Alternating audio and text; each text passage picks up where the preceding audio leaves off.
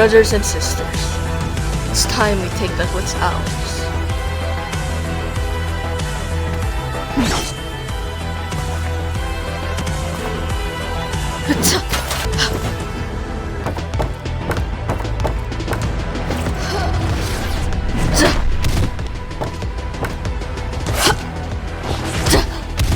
It's not revenge, it's returning the favor. Thanks for watching Over the Place.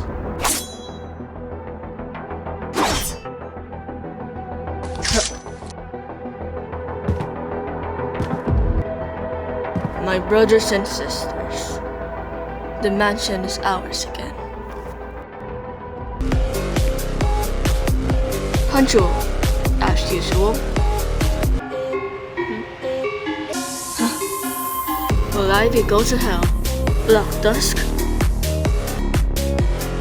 How? I thought you died. Restrain yourself. We got more important matters to discuss. Fine, I'll get to the point. We call a truce on the condition you help us break out the butcher from his prison. Simple as that.